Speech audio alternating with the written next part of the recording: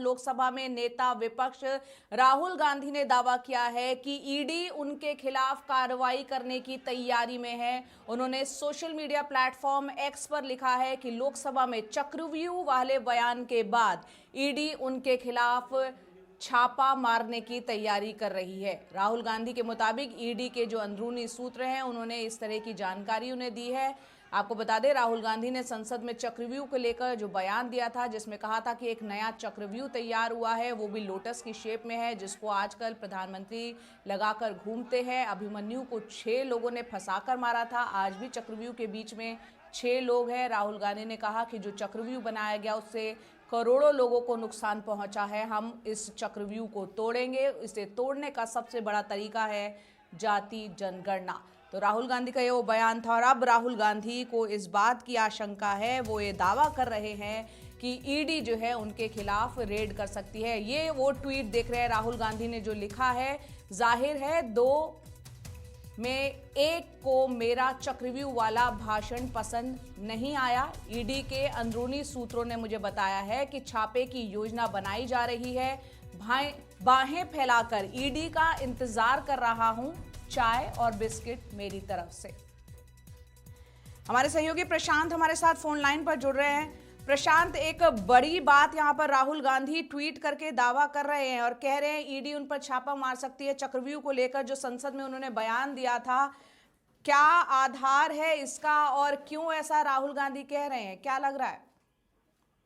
जी देखिए जया, क्या आधार है ये कहना तो बहुत मुश्किल है। आप जो ट्वीट देख रही हैं, इसके अलावा न तो राहुल गांधी की तरफ से और न ही कांग्रेस पार्टी की तरफ से अभी तक इस बात का कोई खुलासा किया गया है कि राहुल गांधी आगे किस तरफ इशारा कर रहे हैं, वो किस रेट की बात कर रहे हैं और किस मामले में रेट की बात कर रहे हैं। क्योंकि राहुल गांधी के खिलाफ 1-2 मामले चल रहे हैं, चाहे वो नेशनल हेराल्ड का मामला हो, सबसे बड़ा मामला वही है जिसमें वो जमानत पर हैं।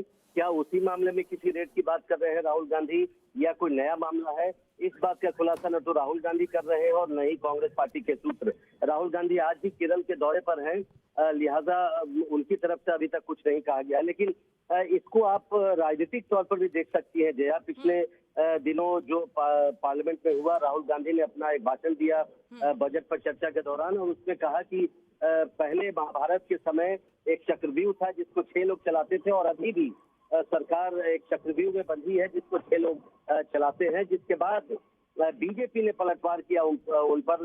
राहुल गांधी पहले जातिगत जनगणना की बात कर रहे थे और बीजेपी ने एक तरह से बिना नाम लिए उनकी जाति का मसला उठा दिया और बीजेपी के कई नेता अब उनके धर्म तक की बात कर रहे हैं। तो इसको राजनीतिक रूप से देखना मुझे लगता है फिलहाल ठीक होगा, क्योंकि राहुल गांधी लगातार कांग्रेस पर, माफ करिएगा, सरकार पर हमला कर रहे हैं और अब सरकार ने भी पलटवार करना शुरू कर दिया है, चाहे संसद में हो या संसद के बाहर।